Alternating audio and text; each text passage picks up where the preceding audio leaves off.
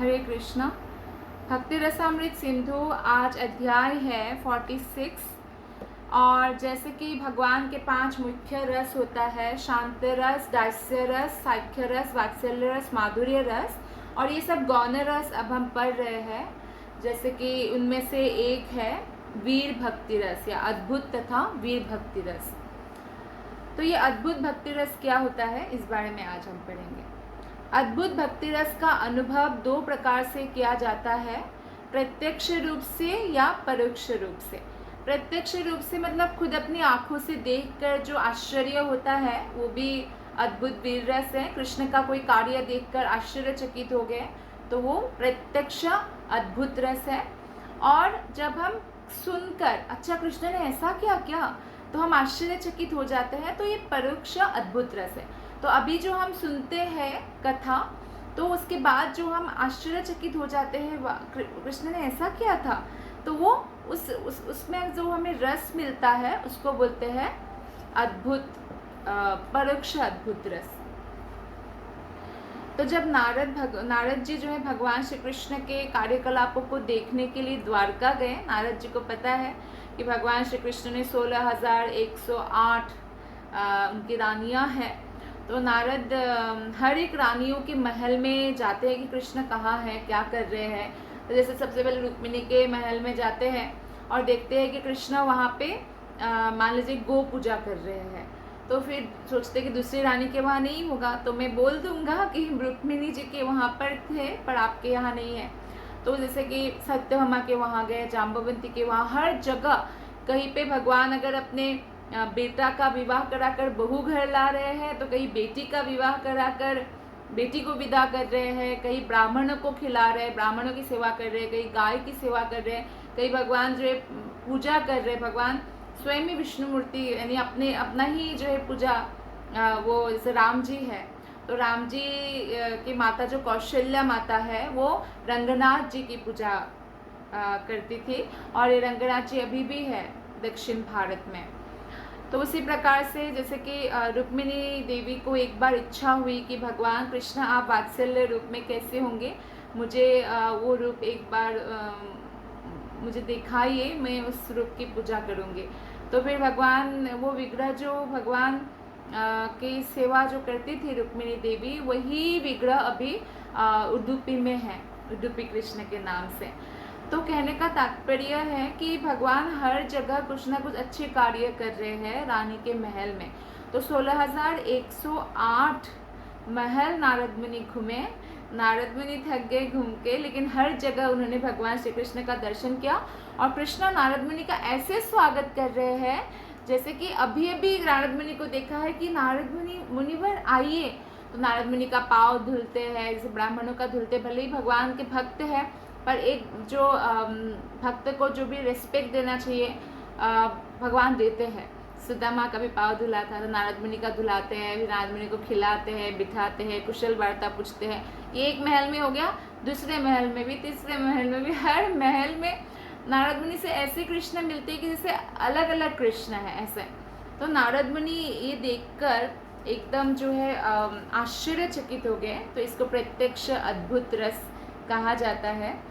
जिससे आप प्रेम करते हैं, वो अगर कोई आश्चर्यजनक कार्य करते हैं, सुखद लगता है बहुत, लेकिन अगर कोई प्रेम नहीं करता है तो उनको वो उसमें रस नहीं मिलता है। जैसे भगवान श्री कृष्ण से जो प्रेम नहीं करता है तो वो ये कथा सुनकर उसको कोई रस नहीं आएगा, अरे जाओ ये सब झूठ है ऐसे बोलेंगे। लेकिन प्रेम करने वाले को बहुत आनंद आता है। जैसे कि कंस ने भी सुना कृष्ण ने ये मारा वो मारा, लेकिन कृष्ण के बारे में कंस को सुनकर जो है विश्वास नहीं हुआ। पहले तो कंस सोचते हैं कि गाँव वाले ऐसे ही बात करते क्योंकि कृष्ण से इतना प्यार करते तो बढ़ा चढ़ा कर बोलते हैं। और दूसरा अगर हुआ भी तो उनके मन में जो है भय सृष्टि हुआ, प्रेम सृष्टि नहीं हुआ। तो इस तरह से विभिन्न कार्यों में भगवान श्री कृष्ण जो है अद्भुत रस प्रदान करते रहते हैं अपने भक्तों को। और जब विशाल गोवर्धन को उन्होंने उठा लिया था तो ये अद्भुत रस लग रहा था सारे भक्तों को, यशोदा माता को भी, कि मेरा बेटा कैसे इतना विशाल गोवर्धन पर्वत अपने उंगली में खिलौने की तरह पकड़ कर रखा है, ये अत्यंत आश्चर्यजनक है। लेकिन बाद में ही वो सोचती है कि एक्चुअली नंद बाबा ने भी लाठी लगा रखा है और बहुत सारे ग्वाल वाले ने भी लाठी लगा रखा है, तो जैसा कि इसीलिए शायद खड़े हैं। लेकिन वो आश्चर्यचकित भी होती है कि ऐसा कैसे संभव हुआ, लाइक दैट। या जब पुतना को मरा हुआ पाते हैं और कृष्ण ही मारते हैं, तो भी कुछ ही दिन का, अभी तो कृष्ण है, बेबी है, फिर भी तो यशोदा मैया को बहुत आश्चर्य होते हैं और वो सोचती है कि कैसे बच गए मेरा लल्ला, और एकदम खेल रहे हैं, पुतना के ऊपर कुछ भी नहीं हुआ है, बल्कि पुतना राक्षसी मर गई है। तो उनको आश्चर्य लगता है। तो कृष्ण का बहुत सारे ऐसे अद्भुत कार्य है। और अप्रत्यक्ष अद्भुत रस का जो उदाहरण है वो है जब महाराज परीक्षित ने शुकदेव गोस्वामी के मुख से कृष्ण द्वारा नरकासुर का वध सुना। नरकासुर वही है, अभी वो जगह आसाम में स्थित है, शोनितपुर नामक जगह पर, जहाँ पे नरकासुर 16,100 राजकुमारियों को बंदी बनाकर रखा था। और फिर उन्होंने भगवान श्री कृष्ण आए और 16,100 राजकुमारियों का उद्धार किया। और राजकुमारियाँ तो उनकी दासी बनना चाहते थे, फिर कृष्ण ने उनका उद्धार किया। लेकिन कृष्ण ने उनको ससम्मान द्वारका ले जाकर एक ही मुहूर्त में 16,100 रूप धारण करके स्वयं कृष्ण ने उन सबसे विवाह किया। तो कहने का तात्पर्य है कि नरकासुर के पास बहुत सारा जो है सेना था, 11 अक्षौहिणी सेना।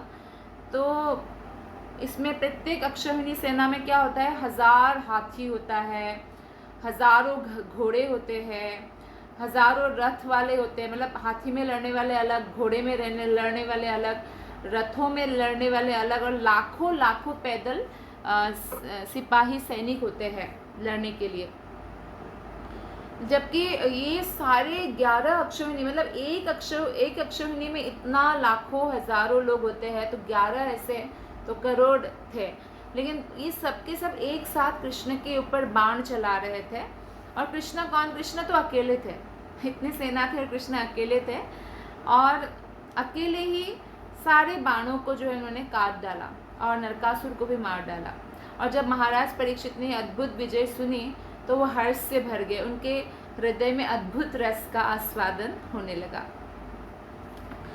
और क्या हुआ, एक और परोक्ष आश्चर्य की बात है। एक तो ये कि ब्रह्मा जी ने जब भगवान की परीक्षा लेना चाहा, कि ब्रह्मा जी ने देखा कि ये तो मतलब कोई बालक नीच जाति का भी हो तो उनका भी जूठन खा रहे, क्या ये सचमुच भगवान है, उनके साथ खेल खेल में ऐसे जूठन खा रहे हैं। तो जब भगवान बैठते थे खाने के लिए तो वो हर बालक के मुंह से फेस टू फेस ही होते थे, कृष्ण का बैक को किसी ने नहीं देखा। सब लोगों को लगता था कि कृष्ण मेरी ओर ही देख रहे हैं, और कृष्ण फिर उनको खिलाते हैं, फिर उनके मुख से खुद खाते जूठन। तो ये देखकर ब्रह्मा जी जो है थोड़ा सा भ्रमित हो गए कि वही बालक है जिसका गर्भ में हम आरती करने गए थे देवी की माता की, कि कोई और है। तो फिर ब्रह्मा जी ने परीक्षा लेना चाहा, तो सारे ग्वाल और बछड़े छुड़ा लिए। तो जब वापस देखा तो वही ग्वाल और बछड़े हैं, और बाद में उनको पता चला कि ये तो स्वयं कृष्ण ही है जिन्होंने अपना एक्सपेंशन किया। तो बहुत आश्चर्यजनक हो गए थे। तो वो अद्भुत रस प्रत्यक्ष अद्भुत रस है। लेकिन जब ब्रह्मा जी ये कथा सत्यलोक में स्थित अपने पार्षदों को सुनाते हैं तो सब लोग फिर से चकित हो गए। तो क्योंकि सुनकर भी उन्होंने अद्भुत रस का पान किया, तो इसलिए उसको परोक्ष कहा जाएगा जब सुनकर किया जाता है। और जब इस घटना का सत्यलोक वासियों को बखान कर रहे थे ब्रह्मा जी, तो वो गदगद हो उठे और उन्होंने बतलाया कि सबसे आश्चर्यजनक बात तो यह थी कि अन्य ब्रह्मांडों के भिन्न भिन्न ब्रह्मा भी वहाँ पर कृष्ण तथा उनके पार्षदों की पूजा करने आए हुए थे। तो कहने का मतलब है, ब्रह्मा जी कह रहे हैं कि ठीक है, ग्वाल बछड़े तो कृष्ण ने अपना एक्सपेंशन कर लिया, पर अनेकानेक ब्रह्मांड है, ऐसा नहीं कि एक ब्रह्मांड है। तो अनेकानेक ब्रह्मांड के हजारों मुंह वाले, लाखों मुंह वाले ब्रह्मा भी वहाँ कृष्ण की पूजा करने लिए आए हुए थे। तो ये बहुत मुझे आश्चर्यजनक लगा। तो ये भी अद्भुत रस है। इसी प्रकार जब भांदिरवन में अग्निकांड हुआ तो कृष्ण ने क्या बोला, भांदिरवन में अग्नि की लपेट में आ गया वन। तो कृष्ण ने अपने ग्वाल वालों से कहा, अपनी आंखें बंद करो, खोलना मत, जब मैं बोलूँ तब खोलना। तो आंखों बंद कर लिया। तो कृष्ण ने सारा अग्नि को पी लिया और बोला कि अब आंखें खोलो। तो उनको सब शांत लगा। तो लोग बहुत आश्चर्यजनक हो गए और उनकी गौवें और वे भी सुरक्षित थे। किसी व्यक्ति के कार्यकलाप भले ही असाधारण ना हो, लेकिन अगर कार्यकलाप प्रेम है, जैसे माता पिता को बच्चे से प्रेम है, उनकी छोटी छोटी बातों में उनको बड़ा बड़ा आनंद आएगा, लेकिन अगर जिसको प्रेम नहीं है उसको आनंद नहीं आएगा। तो ये भक्ति के मामले में तो बिल्कुल है, जिसको कृष्ण पर प्रेम नहीं है वो इन चीज़ों से रसपान नहीं कर सकता है। तो वीर भक्ति रस, जब भगवान के प्रति प्रेम तथा भक्ति के कारण कोई विशिष्ट वीरतापूर्ण उत्साह हो तो संपन्न कार्यकलाप को वीर भक्ति रस कहा जाता है। तो वीरता, जैसे भगवान को वीर रस पान करने का मन करता है, तभी तो उनके भक्तगण कई लोग असुर बन के आते हैं। जैसे वीर रस, जब ऐसा हुआ था, लक्ष्मी जी एक बार कृष्ण के पाँव दबा रहे थे भगवान के, तो फिर भगवान कह रहे थोड़ा धीरे थोड़ा धीरे, तो लक्ष्मी जी सोच रही है कि मेरा हाथ इतना कोमल है तो भगवान का तो पाँव मेरे से भी ज़्यादा कोमल है, तो ये युद्ध कैसे करते हैं जब वो जाते हैं धरातल पर लोगों का उद्धार करने के लिए। तो उस समय ऐसा हुआ कि भगवान ने लक्ष्मी की मन की बात जान गए और उसी समय ये घटना घटी कि 4 कुमार आए और जय विजय को श्राप दिया कि आप लोग जो है धरती पर जन्म लो। तो भगवान वहाँ प्रकट हुए और 4 कुमार को लगा कि हमें तो कभी भी क्रोध नहीं आता, लेकिन आज हमें क्रोध क्यों आ गया अचानक, और हमने श्राप दे दिया भगवान के भक्त को। तो भगवान ने कहा मेरी इच्छा से ही हुआ है, और जय विजय को बोलते हैं कि या तो आप 7 जन्म लो और मेरी सेवा करो भक्त बन के, नहीं तो 3 जन्म में अगर वापस आना है जल्दी जल्दी वैकुंठ तो असुर बनना पड़ेगा। तो फिर जय विजय कहते ठीक है, हम लोग फिर 3 जन्म ही लेते हैं, लेकिन आपके ही स्मरण हम करते रहेंगे भले ही असुर भी बने तो भगवान ने कहा तथास्तु। तो इस तरह से हिरण्याक्ष हिरण्यकशिपु के लिए भी भगवान अवतार लेकर आए। हिरण्याक्ष के लिए वरा अवतार, हिरण्यकशिपु के लिए नरसिंह अवतार, फिर उनको मारे। रावण कुंभकर्ण को मारने के लिए राम जी बनकर आए, और जो है शिशुपाल और दंतवक्र को मारा कृष्ण आए स्वयं। तो इस प्रकार से भगवान अपने भक्तों के साथ वीर रस का आनंद लेते हैं। एक्चुअली वो भक्त ही थे ना, जय विजय ही थे। और यहाँ पे धरातल भी, वृंदावन में भी जो लीलाएं होती है, जैसे श्रीदामा सुदामा, जो भगवान के जो दोस्त लोग हैं भद्रसेन, तो वो लोग भी कृष्ण को ललकारते, आओ आओ हमारे साथ लड़ो, तुम्हारे में कोई बल नहीं है, तुम अपने आप को बड़ा बलशाली समझते हो, अभी मैं तुमको हरा दूंगा। तो ऐसे ललकारते हैं और कृष्ण लड़ते हैं और लोगों को बहुत मज़ा आता है। और कभी कभी क्या करते हैं, कोई 2 कृष्ण के जो ग्वाल बालू आपस में लड़ेंगे और कृष्ण को दर्शक बनाएंगे, तो कृष्ण को इसमें भी आनंद आता है। तो मित्रों के बीच जो होने वाले ऐसे वीरतापूर्ण युद्ध में कभी कभी वो लोग दींग हाँकना, ललकारना, विपक्षी बनना, ये सब खेल खेल में वो होता रहता है। तो एक मित्र ने कृष्ण को इस प्रकार ललकारा, हे मित्र दामोदर, तुम खाने में ही पटु हो, तुमने सुबल को इसलिए हरा दिया क्योंकि वो कमजोर है, इसलिए तुम अपने आप को बड़ा योद्धा घोषित मत करो, अभी मैं तुमको हरा देता हूँ। ऐसे वो लोग खेलते हैं और कृष्ण को इसमें आनंद आता है, वीर रस का पान करते हैं। जो भीष्म पितामह है ना, वो भी वीर रस में, दास्य रस भी है और वीर रस, दोनों रस का मिश्रण हो सकता है, ये हमने पहले भी पढ़ा। तो वीर रस और दास्य रस का मिश्रण है। तो भीष्म पितामह आपने देखा कि क्यों कौरव के पक्ष में थे, क्योंकि कृष्ण को वीर रस का आस्वादन कराना था। वो तो भगवान के नित्य पार्षद है, बहुत बड़े भक्त है। तो भीष्म पितामह अर्जुन से लड़ रहे थे, पर कृष्ण भी उनके जो है तीर का कभी निशाना बनते थे और कृष्ण ऐसा दिखाते थे उनसे खून निकल रहा है, जबकि कृष्ण के शरीर खून से नहीं बना हुआ है। तो वो रूप जो है वीरता का, जो क्षत्रिय का जो है, उनके जख्म ही उनका जो है श्रृंगार है। तो कृष्ण इतने सुंदर लग रहे थे कि भीष्म पितामह को बहुत आनंद आया। खासकर भीष्म पितामह को, एक्चुअली भक्त को कृष्ण आनंद देते हैं और कृष्ण भी भक्त से लड़के और भक्त कृष्ण को आनंद देते हैं। भीष्म पितामह जैसे युद्ध कर रहे थे तो कृष्ण को उसमें आनंद आ रहा था, और जो कृष्ण भीष्म पितामह को मारने आते कि तुम अर्जुन को इतना ज़्यादा आपने वो किया, तो फिर वो पहिया उठाकर भीष्म को मारने आते, तो भीष्म तुरंत हंस के अपना सारा अस्त्र शस्त्र फेंक देते और बहुत खुश हुए। कृष्ण का वो रूप कि कृष्ण इतने जोर से गुस्से में आए और अर्जुन के पाँव पकड़ के रखा। कृष्ण का अंगवस्त्र गिर गया, जो ऐसे एक चादर सा लेते हैं, वो गिर चुका है। कृष्ण को ध्यान नहीं, बस भीष्म को मारना है। तो वो जो वीर की तरह आए मारने, तो वो स्मरण कर करके भीष्म पितामह को वो रसपान होता है, भक्त को भी रसपान होता है। और वो जब शरशैया में थे भीष्म पितामह, तो भी यही स्मरण कर रहे थे, यही जो है भगवान का रूप का स्मरण कर रहे थे। तो इन वीरतापूर्ण कार्य में कृष्ण के मित्र ही विपक्षी हो सकते हैं, और कृष्ण के शत्रु कोई और नहीं होते। जैसे इसमें वीर रस में वो कृष्ण के भक्त ही होते हैं। और कई प्रकार के दानी होते हैं, जैसे बहुत सारे उदार दानी होते हैं। जब कृष्ण नंद महाराज के पुत्र के रूप में प्रकट हुए, तो नंद ने शुद्ध चित्त से अपने पुत्र के कल्याण की कामना की और सारे ब्राह्मणों को बहुमूल्य गौ का दान देना प्रारंभ किया। तो जब भगवान श्री कृष्ण हुए, तो नंद महाराज को इतना खुशी हुई कि उन्होंने बहुमूल्य गाय, जो गाय का भी अलग अलग मूल्य होता है ना, सबसे एक्सपेंसिव जो गाय है, और उसमें सोने वाला, जो सोने का अलंकार पहना कर ऐसे जो है दान देने लगे ब्राह्मणों को। तो उनके दान से सारे ब्राह्मण इतने संतुष्ट हुए, उदारता दान देने लगे। मतलब कृष्ण आए तो वो इतने खुश हुए, कृष्ण उनके घर में जन्म लिया करके। तो फिर ब्राह्मण लोग इतने प्रसन्न हुए, उन्होंने बोला कि राजा नृग तो बहुत दानी थे, बोले राजा नृग ने जो दान किया, राजा पृथु ने जो दान किया, उससे भी ज़्यादा जो है आपके अंदर उदारता है, ऐसे बोलते हैं।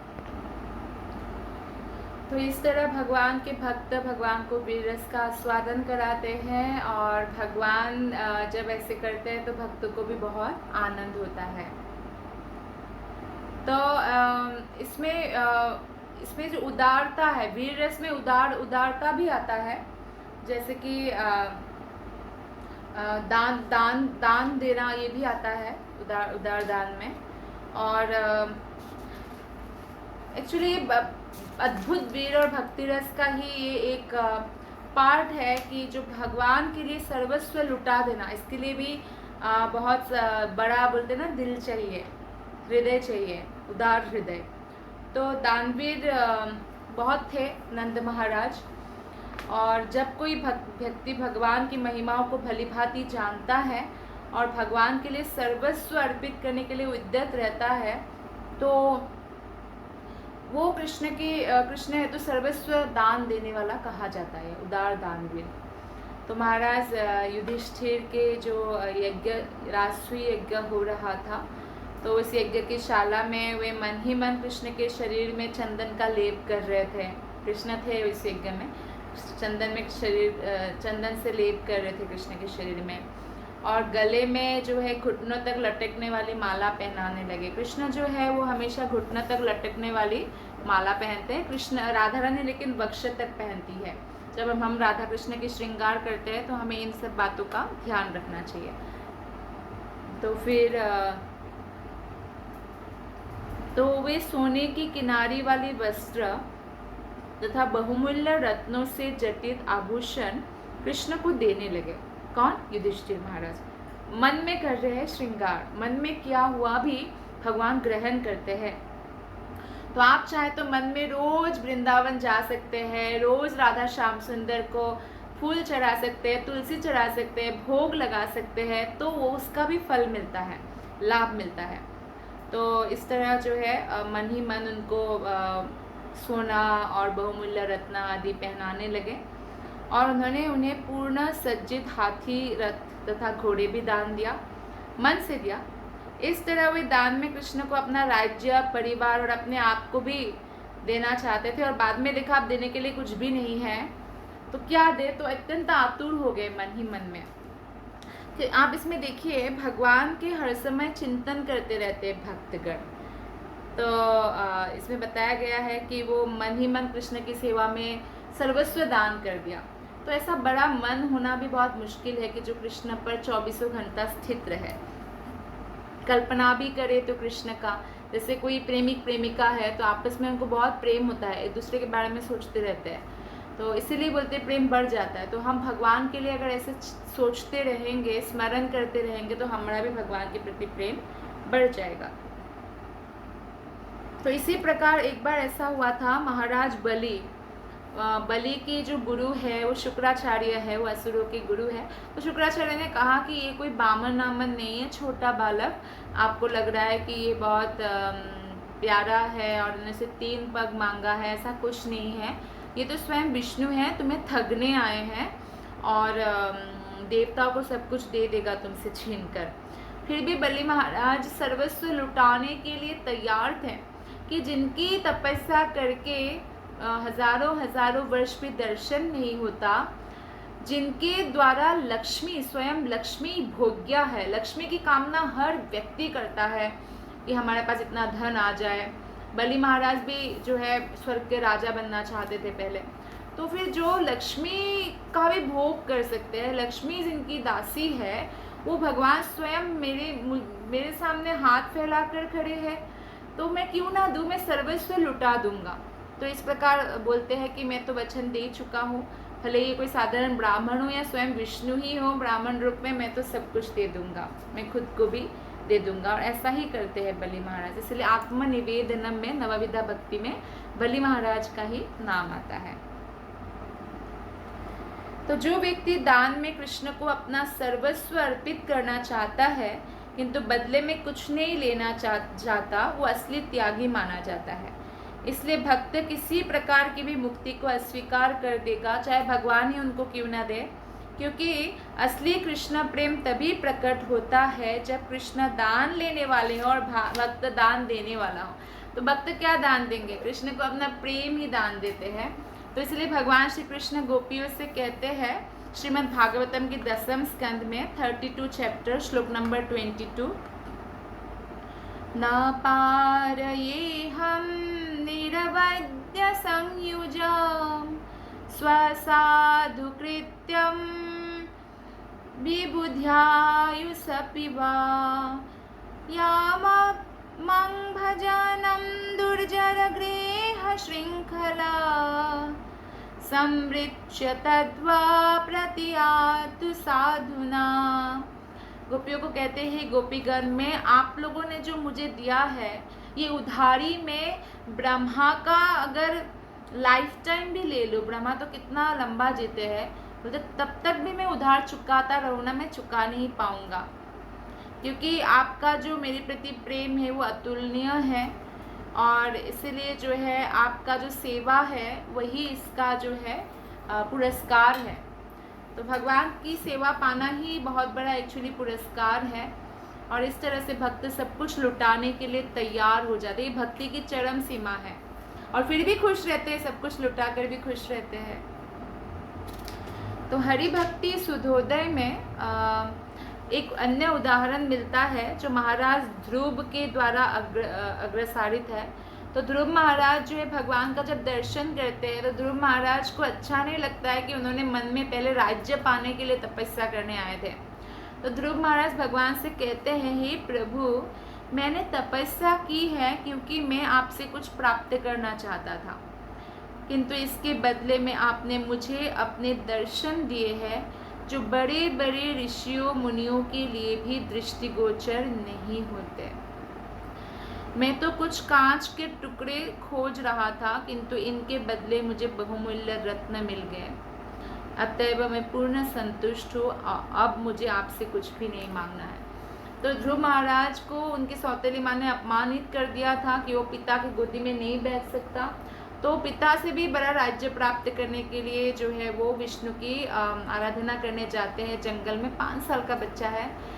तो जब वो लेकिन जैसे जैसे वो एलिवेटेड होते हैं, 6 महीने में भगवान का दर्शन करते हैं, भगवान को सामने पाकर उनको रियलाइज होता है कि अरे ये मैं क्या कांच का टुकड़ा ढूंढ रहा था, भौतिक वस्तु मांग रहा था कि भौतिक मुझे ऐसा कुछ पोजीशन चाहिए, लेकिन कृष्ण का दर्शन तो हजारों वर्ष, कई जन्मों के वर्ष करने के बाद भी नहीं मिलता, और मुझे मिल गया। तो ये इससे बड़ा और कोई भी बहुमूल्य चीज़ नहीं हो सकता है। तो भगवान से कहते हैं मुझे अब कुछ भी नहीं चाहिए। ऐसा ही कथन श्रीमद् भागवत में 3.15.48 में प्राप्त होता है। सनकादि चारों मुनियों ने भगवान से कहा, हे भगवान, आपका यश अत्यंत आकर्षक एवं समस्त भौतिक कल्मश से रहित है, इसलिए आप कीर्तनीय हैं और संपूर्ण तीर्थों के आगार है। ऐसे पुण्य व्यक्ति जिन्हें आपके गुणों के गान में व्यस्त रहने का सौभाग्य प्राप्त है और जो वास्तविक रूप में आपकी दिव्य स्थिति को जानते हैं, आपके द्वारा प्रदत्त मुक्ति स्वीकार करने की भी तनिक परवाह नहीं करते। यानी ऐसे व्यक्ति जो कृष्ण के प्रेम के लिए पागल है, उनको ना इंद्र का आसन चाहिए, ना उनको कुछ भी नहीं चाहिए भगवान से, बस कृष्ण का प्रेम ही चाहिए। तो और किसी में वो जो है कंप्रोमाइज़ नहीं करेंगे। जैसे कि एक चातक पक्षी है, जब बारिश होती है तो वो बारिश की पानी ही पीती है, वो कोई अन्य जल नहीं पीती है, जैसे नदी से या तालाब से। तो कृष्ण भक्त भी ऐसे होते, इस सीमा तक जो पहुंच जाते हैं, वो कृष्ण प्रेम के अलावा उनको कुछ भी चीज़ नहीं भाता है। एक भक्त का नाम है मयूरध्वज। तो मयूरध्वज जो है वो तो जब अश्वमेध यज्ञ किया था ना अर्जुन ने, तो अश्व छोड़ देते हैं और वो अश्व जिस दिन राज्य से गए, वो राज्य राजा का हो जाता है। अगर किसी ने घोड़ा रोका तो उनको युद्ध करना पड़ता है, युद्ध में जो हरा देंगे तो वो राज्य उनका होगा। ऐसा आपको मालूम है कि राम जी का घोड़ा भी लव कुश ने रोक लिया था और युद्ध हुआ था। तो इस तरह से जो है उनकी कौन वीर है पता चलता है। तो अर्जुन का घोड़ा पकड़ लिया एक जगह मयूरध्वज राजा के वहाँ पे। तो कृष्ण ने अर्जुन को बोला, एक्चुअली कृष्ण अर्जुन की जो एक कोई इतना महान हो और महान होने के बाद भी थोड़ा सा भी अहंकार ना आए, बहुत मुश्किल है। तो अर्जुन को मतलब एक प्रकार की शिक्षा भी देना चाह रहे थे। तो मतलब भगवान को भक्तों के अंदर बिल्कुल भी अहंकार पसंद नहीं है, तो भगवान किसी न किसी तरह से भक्तों को शिक्षा देते हैं और ताकि वो हम्बल बने। तो अर्जुन को बोला कि मयूरध्वज को तुम हरा नहीं सकते अपने गांडीव से भी, ना मैं युद्ध करके हरा सकता हूँ, क्योंकि वो मेरे अनन्य भक्त है और वो निरंतर मेरे नाम जप करते हैं। आप उनसे युद्ध मत करो, नहीं जीत सकते। लेकिन अब घोड़ा पहुँच गया था, तो अर्जुन कहते हैं ये घोड़ा आपको मालूम है किसका है? युधिष्ठिर महाराज का है। तो अगर आप ये घोड़ा छोड़ दो, नहीं तो युद्ध करना पड़ेगा। तो फिर युद्ध ही होता है, घोड़ा नहीं छोड़ते। तो फिर मयूरध्वज से भी भगवान श्री कृष्ण को उस समय वीर रस का आस्वादन होता है, अद्भुत वीर रस। और फिर अर्जुन एकदम हैरान रह जाते हैं कि कैसे हम लोग हार रहे हैं, अर्जुन को विश्वास नहीं होता। लेकिन कृष्ण कहते नहीं, ये बहुत बड़ा भक्त है, आप इनसे युद्ध मत करो। फिर दोनों क्या करते हैं, ब्राह्मण का वेश धर कर जाते हैं मयूरध्वज के पास। कृष्ण अर्जुन को दिखाना चाहते थे कि मयूरध्वज जो है कितना बड़ा जो है भक्त है कृष्ण का। तो बोलते हैं और बहुत दानवीर है, उदार है। तो फिर कृष्ण बोलते हैं कि मेरा जो बेटा है, ब्राह्मण बन के जाते हैं तो राजा बहुत सत्कार करते हैं उनको। फिर बोलते हैं कि मेरा बेटा है, एक शेर ने उसको आधा शरीर खाया है और वो तभी निकालेगा, मेरे बेटे तभी रक्षा हो सकती है। बोलता है राजा का आधा शरीर मुझे लाके दो, तभी रक्षा हो सकता है, नहीं तो नहीं। तो राजा तुरंत तैयार हो गए, अपने पत्नी और पुत्र को बुलाया और बोला कि मेरा जो है ऐसे आधा काट दो पूरा मेरा शरीर। किसी भी इंसान का अगर आधा शरीर आप काट देंगे तो वो जिंदा नहीं रह सकता, राइट।